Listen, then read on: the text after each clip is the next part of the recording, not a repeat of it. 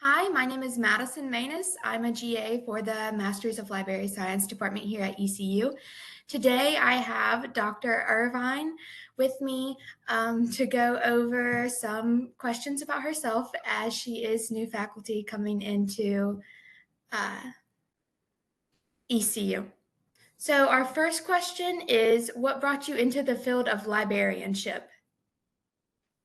Okay, Madison, is nice to see you. So it's Irvin. I'm so sorry. That's okay. We just figured it out. Um, but I have to be honest, though, let me just say, if I may, that for the past almost, I'm gonna say almost decade, students have called me Dr. V. So that was at the other school I was at, and just as another idea. But back to your question, what originally got me into librarianship, I was a young girl in Camden, New Jersey in the early 70s, 1970s. Um, and on Saturdays, I had nothing else to do, and I would walk a mile down to the public library, and I enjoyed the atmosphere, and I enjoyed the peace, and I enjoyed the options of having things to read. My father is a big reader and was the one who introduced me to reading as a girl, and he would take me to the library at times as well. So I really cut my teeth in the public library as a girl, and then as a teenager, graduating from the children's room to the young adult room, which was exciting, and all of those things. And then when I got to college and was looking for work study employment, the library, that was like the first thought that I had because I always enjoyed the library as a space. Awesome. That brings us to our next question. Can you talk more about your background in librarianship, whether that be with public schools, public libraries, school libraries, or academic libraries? Yeah, I'm from the public library realm. I have worked as a school librarian as well. I've done a little bit of everything, so I'll just continue the timeline. So once I was a high school student, going to the library to do homework and all like that. I was also starting to discover academic libraries at Rutgers University. So I would go to that library because they would stay open till, 10, 11 o'clock at night. So I could do homework. And then when I got to in high school, I also volunteered in the school library there. And then again, when I got to Rutgers, New Jersey, New Brunswick, as an undergraduate, I was employed throughout the university system, library system. So I worked for academic libraries. I worked for a law library for a summer, and I just enjoyed the work. I enjoyed the detail oriented ness of it, the conciseness of librarianship, and also the opportunity to work with different people throughout the day. Then from there, when I graduated from Rutgers, I went into library school, and then professionally, I've again worked primarily public libraries with the Free Library of Philadelphia. I was with them for about 10 years as an adult teen librarian.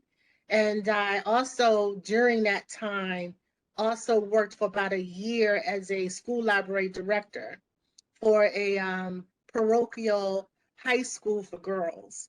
So I've had my fingers, I've dipped into all of the various realms at various times in my career, but the primary focus has been public libraries. Awesome. And I know you were talking about growing up in a library. Is there anything research wise, or even just talking more about growing up near a library, being passionate about that, that you're passionate about in the librarianship field?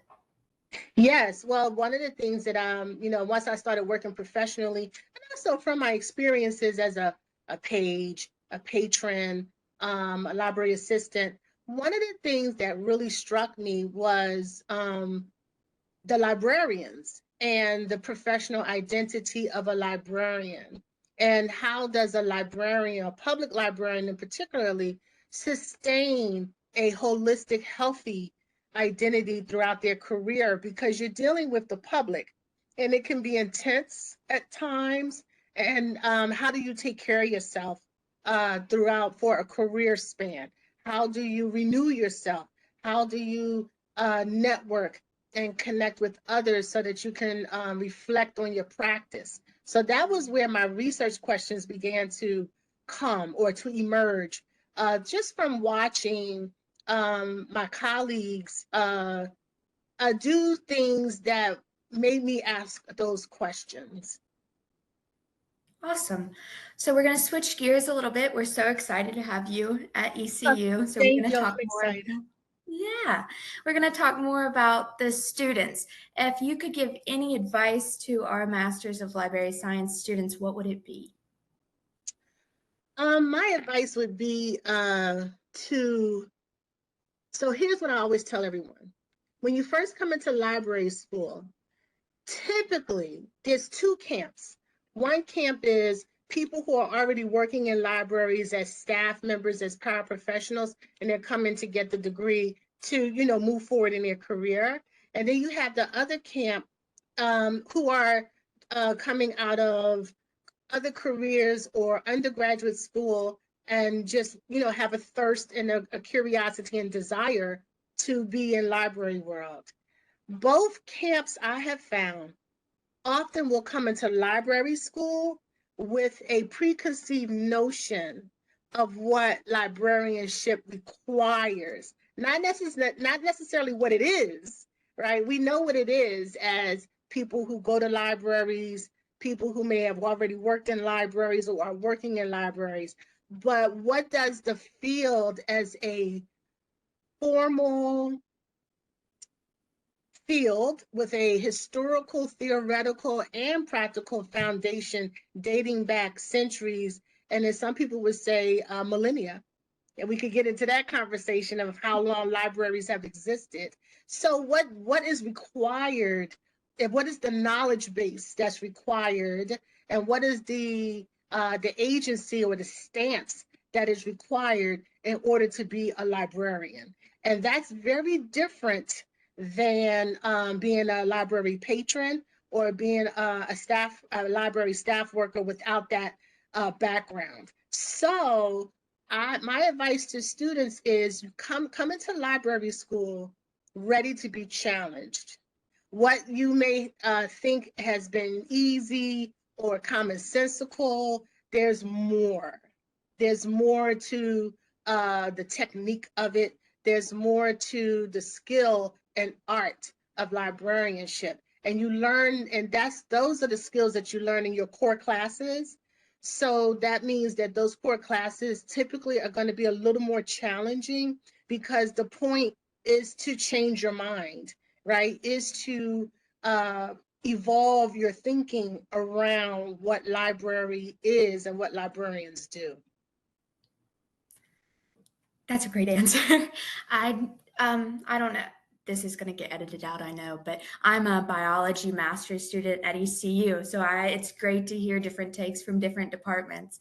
So, thank Yeah, you. yeah. Um, the next question is, what courses are you teaching at ECU, and what can students expect from taking courses with you? What's your teaching approach, if you will? Okay, so I have a long history of teaching the reference course. And the reference course is like the meat and potatoes of the librarian skill set that is required of all librarians, regardless of the setting, if it's a public setting, a school setting, or an academic setting, or even an archive setting or a museum setting, any cultural institution. And so a reference teaches basically the art of asking questions and the art of researching questions and resolving questions. So I primarily teach reference, and I also am a researcher in the equity, diversity, and inclusion realm. So I teach courses that have to do with multicultural resources and librarianship. I teach a course that I created for myself, by myself, called Responding to Reading in Libraries. I anticipate that that course will be offered in the semesters to come. And that is about learning or thinking about why do we read and what happens when we read. And I find that librarians often, like teachers will learn that, various educators will learn that in the education field, but we're in the education field too. And I feel, and so I'm very passionate about librarians coming into their careers with an understanding of the reading experience and process. Talking more about the information diversity inclusion, it's from my understanding that you are the editor of the International Journal of Information Diversity and Inclusion. Can you talk a little bit more about that and then also your research interest since it is a journal? Yes, so the journal is, yes, it's an international journal. So we publish papers from LIS, Library and Information Science scholars from all over the world. We have an international team of librarians, academic librarians who are run the production and editorial process of the journal. And with the ECU MLS program, there's an opportunity for an LIS student to be hired as an editorial assistant for the journal and earn a stipend every semester that they work as a copy editor for the journal. So I'm very excited. We have hired our first student and she's on board and we're excited about that. And when she graduates, there'll be an opportunity for another student and so on and so forth. And it offers a really good experience for scholarly communications for students who are interested in that work.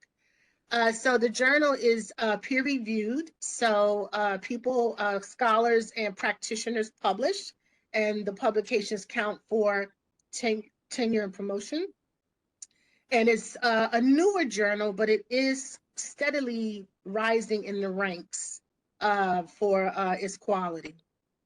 In terms of my research has mainly focused on librarian professional development and identity throughout the years.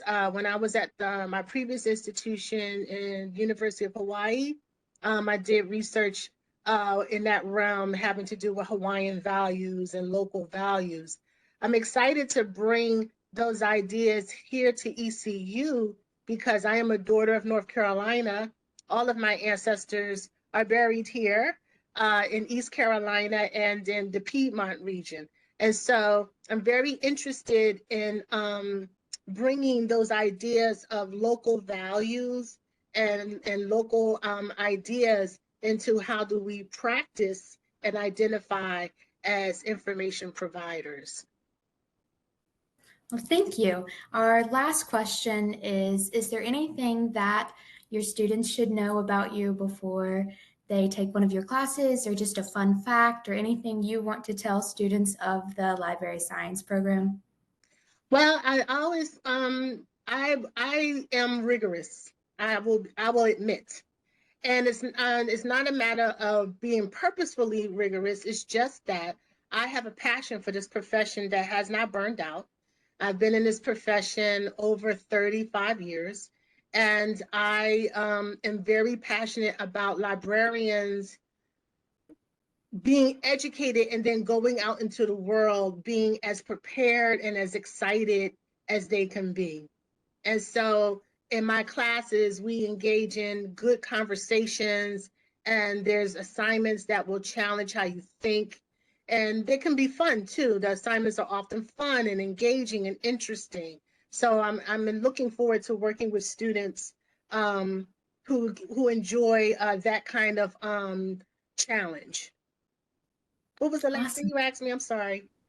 Just a fun fact about you. A fun fact about me.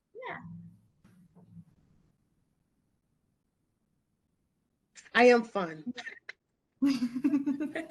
I like that. A Well, I fun just wanted to, fact. I can't. yeah. Um, I don't know. Okay. Oh, I know. I just figured out something. Yeah, I'm very much into Harry Potter and the Wizarding world, and I am from the House of Ravenclaw. I love that. I love Harry Potter. I'm just starting to read the books again because, summertime. So Yeah, yeah, yeah.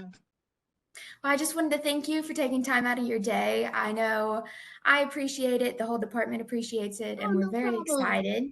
Thank you. So, I'm excited too. I'm really, and thank you for this opportunity. It's wonderful to meet you. thank you. Good to meet you too. Okay.